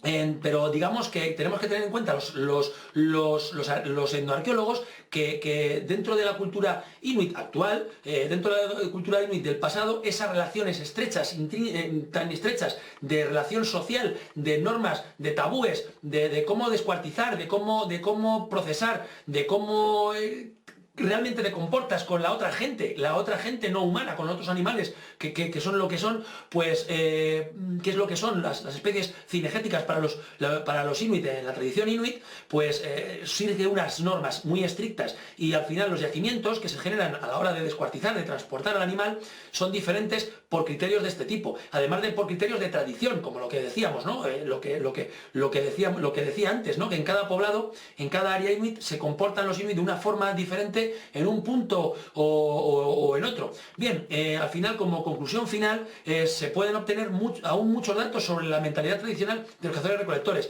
Apenas estoy hablando aquí, pues 20 minutos, media hora. Podríamos hablar horas y horas, me encantaría hablar horas y horas, porque creo que el tema lo merece, y animo a la gente a que vaya a Groenlandia, a que visite Groenlandia, a que conozca a los inuit, justamente no solamente para cosas como la caza y la pesca, sino para otras muchas cosas culturales que pueden tener relaciones de género, relaciones, no sé, religiosas, simbolismo, plasmación artística, representaciones artísticas, etcétera, que pueden tener utilidad en el oeste de Groenlandia, aunque veamos a la gente vestida con ropa igual, idéntica a la que podemos llevar en Occidente. Eso es quedarse en la epidermis, porque realmente si rascamos un poco, si profundizamos, la mentalidad, la tradición cazadora-recolectora sigue estando ahí presente, ¿no? Sigue habiendo influido a los descendientes de esos cazadores-recolectores, de esos cazadores y pescadores, porque la recolección es muy poca en Groenlandia, esos cazadores y pescadores del pasado, ¿no? Esos cazadores y recolectores que se pueden parecer más a la gente que podía vivir en la prehistoria, en el paleolítico europeo, ¿no? Bien, a mí me sirvió, he pasado a la diapositiva, porque ¿para qué pueden servirnos? Porque a mí me sirvió, por ejemplo, para hacer uno de los 3 capítulos de las 3 partes de mi tesis, viendo cómo los cazadores recolectores, o sea, las cosas comunes que tienen los cazadores recolectores en la zona del Ártico, las zonas árticas, en la selva, por ejemplo, de Paraguay, o en el desierto del Kalahari, ¿no? Y cómo, aunque son de zonas geográficas muy diversas, siguen teniendo esa mentalidad que os estoy diciendo de cazadores recolectores, sigue presente en los inuit, en los Oansi de Namibia, o puede seguir presente en los ayoreo del Chaco paraguayo, ¿no? O sea, cómo esas cosas de interés, de mentalidad, lo que realmente al final es el comportamiento humano, ¿no? Y no otras cosas, siguen estando presentes en los inuit groenlandeses, y yo por eso os animo a que sigáis intentando buscarlas en ellos. Ha sido difícil, yo estoy acostumbrado a hacer bromas con público y hacer una conferencia de este tipo grabada, ¿no? Creo que la situación actual por el coronavirus pues hace que tengamos que hacer estas conferencias por videoconferencia desde nuestras casas, pero bueno, espero que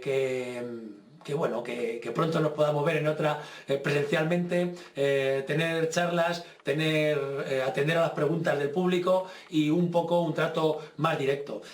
Muchas gracias, diapositiva final, y si hay algunas preguntas os voy a decir ahora mismo dónde me la podéis hacer, que es a través del email cazadorrecolector@hotmail.com o ares.arqueología@hotmail.com. Estaría encantado de responderla y que hagamos, intercambio de opiniones o de información sobre Inuit o sobre cualquier cuestión de etnoarqueología. Muchas gracias. Hola a todos de nuevo, y tras disfrutar de estas dos magníficas conferencias, vamos a finalizar este primer simposio virtual de arqueología con Luis Carlos Álvarez Ochoa, arqueólogo y antropólogo de la Universidad de Magdalena, en Colombia, que desde el otro lado del Atlántico nos trae una comunicación muy interesante relacionada con la etnoarqueología marítima de la costa caribeña colombiana. Su comunicación lleva por título Análisis etnoarqueológico de las transformaciones del paisaje cultural marítimo de la bahía de Taganga. Muchas gracias, Luis Carlos, por estar con nosotros, por tu buena disposición en todo lo relacionado con este evento virtual. Y sin más, vamos a disfrutar con tu comunicación. Adelante. Buenos días, compañero. Mi nombre es Luis Carlos Álvarez Ochoa, antropólogo y arqueólogo de la Universidad de Magdalena de Santa Marta, Colombia. La siguiente ponencia que les voy a presentar fue realizada bajo mi trabajo de investigación para optar por el título de antropólogo. El tema es el paisaje cultural marítimo. El título es el análisis etnoarqueológico de las transformaciones del paisaje cultural marítimo de la bahía de Taganga en 3 periodos históricos: prehispánico, colonial y republicano actual. A modo de resumen, esta ponencia de investigación se propone problematizar y exponer un acercamiento a la noción de paisaje cultural marítimo. Se decidió abordar los procesos de cambio y transformación operados en 3 momentos históricos. Se aplicó una metodología mixta que involucró un trabajo etnográfico, uno arqueológico y un sustento documental. Se escogió el poblado de Taganga por ser un poblado que está experimentando mutaciones interesantes para la visión antropológica. Se concluye que existen restos culturales sumergidos y terrestres que evidencian y sustentan un poblado con cultura marítima, en el cual, entre otras cosas, la práctica de pesca ancestral se ve seriamente amenazada. Esta ponencia se presenta como el estudio realizado sobre los procesos de cambio, transformación e invariancia del acervo cultural del taganguero en relación al carácter marítimo de este poblado. El taganguero nativo alude permanentemente a sus ancestros pesqueros y a su ocupación del territorio desde tiempos inmemorables, mientras que para muchos externos a este asentamiento humano lo más característico son los destinos turísticos. Esta ambigüedad es generadora de conflictos en distintas dimensiones. El paisaje marítimo se construye de un conjunto de memorias, aspectos que encuentran en los entornos tocados por el agua del mar, en ese punto de encuentro entre lo terrestre y lo marino, que es la línea de costa, tal como sucede en Taganga. En estos lugares se atesoran un repertorio de plasmaciones simbólicas y culturales, manifiestan a modo de significados y expresiones las permanencias y cambios en el tiempo, la orientación que marca esta investigación dentro de un objetivo principal de indagar en las principales narrativas de las estructuras de la cultura marítima y su transmisión en las generaciones. Este estudio es también de la reflexión que obliga a tomar en consideración la historia ancestral de una práctica, tanto para dar cuenta de su existencia y de las distintas maneras que ésta la ha asumido, como para orientar las acciones en que este momento pueda normalizar las relaciones entre los habitantes nativos del poblado y el entorno inmediato en el que se insertan en lógicas económicas y sociales de la región del país. En general, es una investigación sobre los procesos de cambio, transformaciones e invariancias del acervo cultural taganguero en relación a su carácter marítimo. Planteamiento del problema y formulación del mismo. El marco de la problemática de la práctica ancestral a la que se enfrentan las poblaciones tradicionales de Taganga pone en evidencia algo más que solo las implicaciones socioeconómicas que deben encarar. Comparados con la región, en Colombia el pescador realmente no cuenta en ninguno de los renglones económicos diseñados por el gobierno, y como resultado de ese abandono se encuentra el resultado investigativo desde el punto de vista social y cultural. Cita a Montalvo y Silva, 2009. Abandono que conlleva a que la problemática no se observe en virtud de todos sus componentes y que las soluciones propuestas no alcancen a dar respuesta a todos los aristas que la configuran. En un primer interrogante versa sobre la misma ancestralidad de la cultura marítima en esta población y las formas y conocimientos con que ha englobado, dado que la pesca como actividad presuntamente de larga data transmita un significado a los procesos sociales del pueblo, en la medida en que en torno a ella, según lo que se presume, se han tejido las relaciones de amistad y parentescos entre sí, histórica y culturalmente atravesadas por los marcos de vecindad y solidaridad particularmente construidas entre sus pobladores. El desconocimiento de estas formas ancestrales no permite, por otro lado, conocer los mecanismos de adaptación que han sufrido a lo largo del tiempo, desconocimiento que lleva a ignorar las distintas maneras de resiliencia cultural que habrían permitido que la pesca sobreviviera en el tiempo a través de mutuaciones y transformaciones evolutivas. Conocer cómo la pesca ha sobrevivido implica conocer cómo han sido sus diversas formas de ser. Es bajo este contexto que se identifique la problemática y de igual manera surge la pregunta de investigación.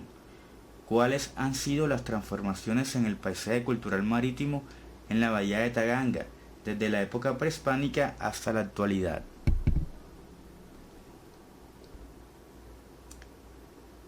Objetivo general: analizar las transformaciones ocurridas en el paisaje cultural marítimo de la bahía de Taganga desde el estudio de artefactos arqueológicos y etnográficos relacionados con la pesca, navegación y asentamiento durante 3 periodos históricos. Objetivos específicos. Primero, identificar los usos y costumbres en las prácticas de pesca, asentamiento y navegación en la bahía de Taganga, en el periodo prehispánico, colonial dieciochesco y republicano actual. Segundo, realizar un diagnóstico arqueológico a la playa de Taganga y a su mar adyacente. Tercero, documentar las piezas arqueológicas existentes relacionadas con la pesca, el asentamiento y la navegación en los periodos históricos bajo estudio. Cuarto, describir los hitos y procesos de transformación hallados en el paisaje cultural marítimo a la luz de los datos recabados. Marco teórico. Las bases teóricas fueron arqueología postprocesual o arqueología contextual. Su enfoque fue un enfoque etnoarqueológico con arqueología subacuática como técnica. Marcos conceptuales: utilicé el paisaje cultural marítimo y la pesca artesanal. Sus categorías de análisis fueron usos y costumbres, pesca y navegación y asentamiento. Marco metodológico: tipo y diseño de la investigación.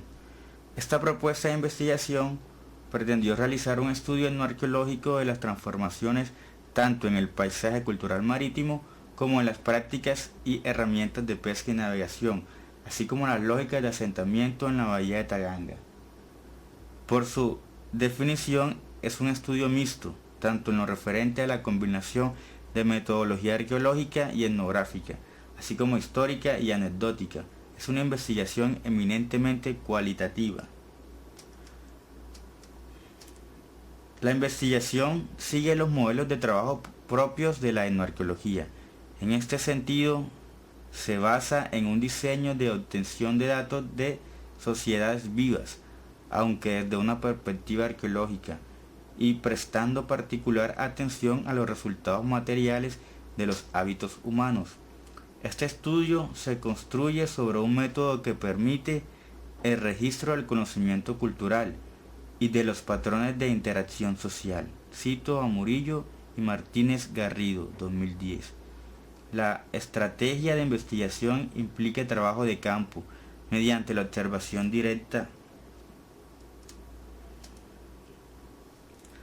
Los datos recabados en el componente etnográfico y en el documental y museológico serán la base de la interpretación arqueológica y sirvieron para la formulación y la prueba de hipótesis descriptiva, así como para la formulación de los modelos de analogía entre los diferentes momentos históricos. ¿Quiénes fueron los participantes y el área delimitada? El área de trabajo de este estudio es la localidad de Taganga, que es un corregimiento del distrito de Santa Marta, en el departamento del Magdalena, Colombia. Este poblado se encuentra al sur del Parque Nacional Natural Tayrona, en el extremo final de la vertiente noreste de la Sierra Nevada de Santa Marta.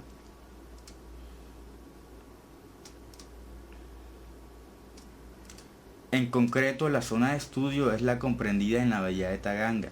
Para el desarrollo de esta propuesta de investigación se consideró que los sujetos de estudio de la misma fueran los pobladores y visitantes de la bahía de Taganga y sus alrededores que voluntariamente aceptaron participar en este estudio. Las unidades de análisis se definieron como la huella antrópica que se detectó sobre el terreno de investigación y que se pudo historiar bajo el trabajo etnográfico. A modo breve de resultados, podemos decir que en el objetivo 1 tenemos a Taganga prehispánica. En esta Taganga, según los datos documentales que hemos buscado, que hemos investigado, hemos indagado, notamos que el poblado de Taganga se menciona en la época prehispánica. Es así que muchos documentos archivísticos lo encontramos como Taganga, en muchos mapas antiguos también de la misma. Taganga en el periodo hispánico, colonial dieciochesco, principalmente es la relación que tuvieron los nativos tagangueros con los invasores europeos en la época de la encomienda y la resistencia por sobrevivir en esa época. En el periodo republicano actual podemos ver en la pesca y la navegación esas transformaciones que ha tenido, tanto en el cayuco realizado principalmente con una madera de un árbol que es caracolí de gran envergadura. Hoy en día eso no se puede hacer por leyes que se han establecido en este país que no permite cortar árboles de gran envergadura. Es así que los mismos pescadores se han organizado para realizar proyectos hacia el distrito o la gobernación como tal para que les facilite unas embarcaciones de otro material. Es así que hoy en día vemos las transformaciones en este cayuco, que ya pasaron de ser de madera de caracolí a pasar a ser de fibra de vidrio. En la imagen vemos el barco rojo, eso se llaman los bongos, que son unos motores a diésel de motor bajo borda.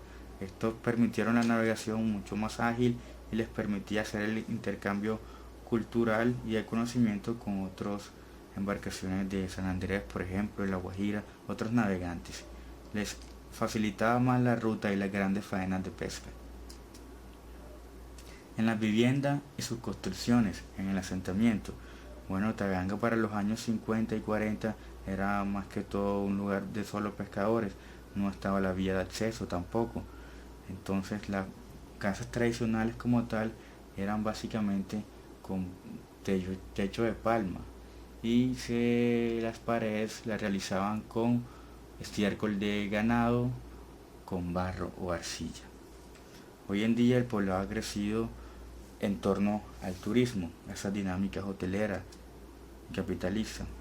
En el diagnóstico arqueológico, que fue el objetivo 2, por medio de la etnografía realizada a los grupos focales de pescadores ancestrales de este poblado, pudimos identificar cuáles son los ancones o las playas donde ellos realizaban sus faenas. Es así que tenemos a Monohuaca, Taganga, Sisihuaca, Genemaca, entre otras. Ya una vez identificadas estas playas, fue una ruta por donde un sonar de barrido lateral iba mostrarnos lo que podría estar bajo el subsuelo marino y nos arrojaba unas anomalías con sus respectivas coordenadas. También este sonar nos permitió identificar la profundidad a la cual estaba el lecho marino de la superficie y también su tipo de fondo. Ya para la parte de diagnóstico realizamos unos mapas, el que está en la parte superior es la parte del área directa, área indirecta de prospectar. Aquí está abajo nos dice las líneas de rastreo por la cual mediante el magnetómetro manual íbamos a realizar ese recorrido por toda la playa y por el mar adyacente. Estas son algunas de los objetos o de cultura material que encontramos mediante este diagnóstico. Encontramos en la playa, por ejemplo, latas, pedazos de vidrio, tapas, palitos de paleta, entre otras basuras. Y bajo el lecho marino encontramos piezas de fondeo, piezas de anclas, posibles anclas, encontramos una embarcación tipo yate de la época republicana actual. La documentación del material arqueológico existente en Santa Marta y en Taganga, el cual fue el objetivo 3, identificamos 2 lugares para visitar. Encontramos el Museo Casa de la Memoria de Taganga y la Universidad del Magdalena con su laboratorio de arqueología. Entonces, las fotos que ven en la diapositiva, encontramos un pedazo de un chinchorro aparentemente de los primeros que fueron realizados con un material de fique, una fibra vegetal, lo cual hacían los nudos y lo utilizaban para sus faenas de pesca, y las posibles pesas y anclas de la época.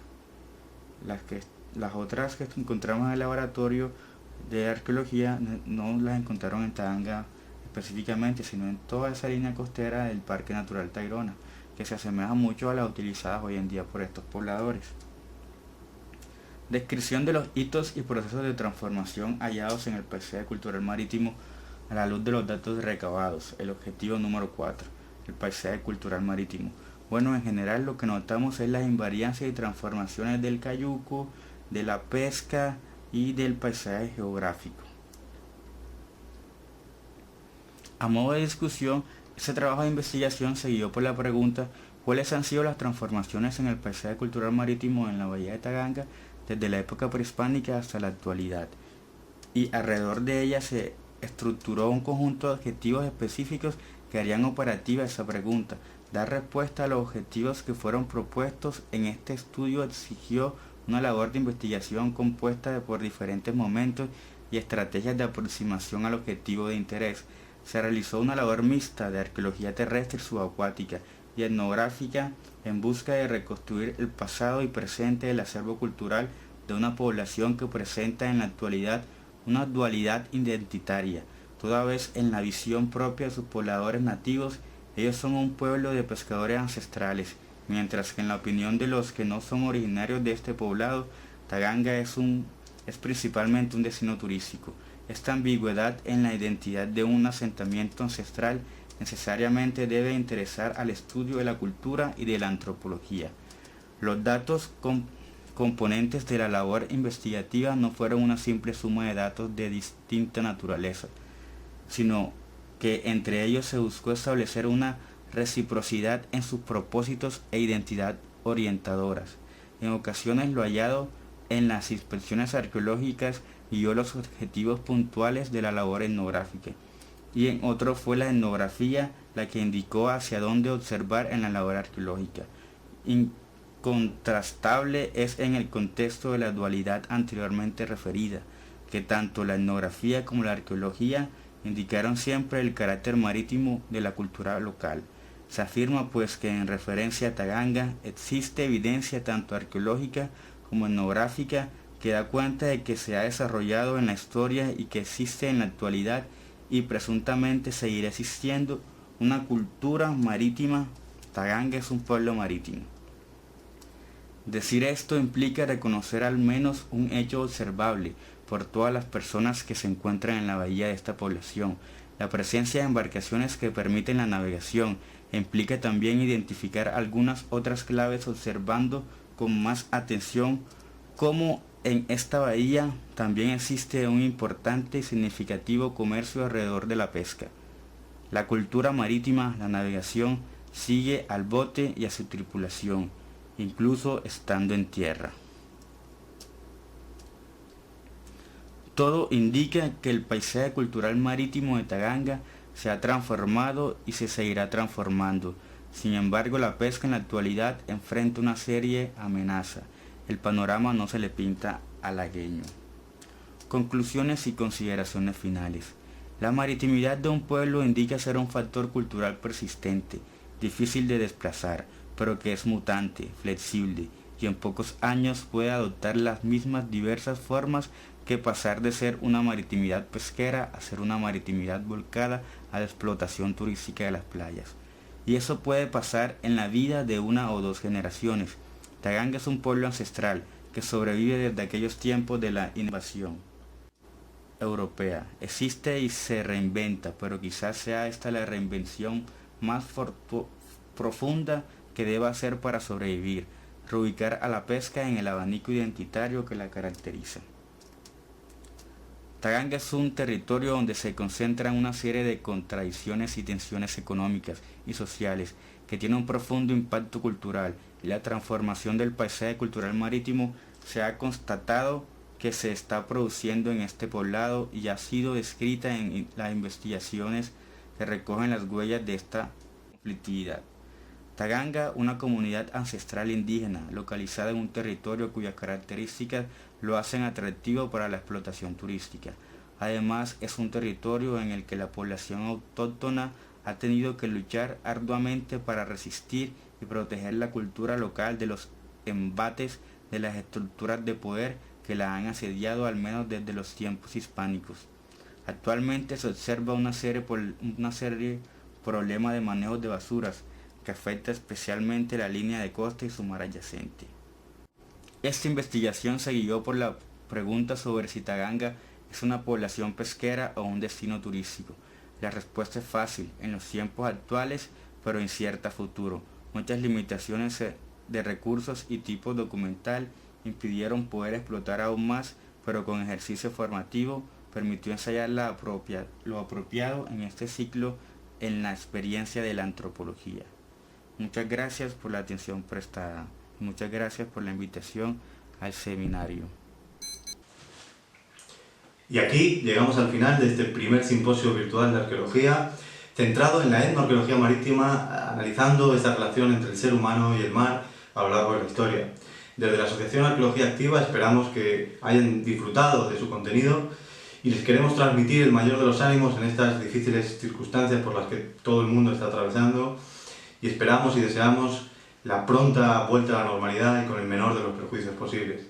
Muchísimas gracias por estar con nosotros. Hasta la próxima.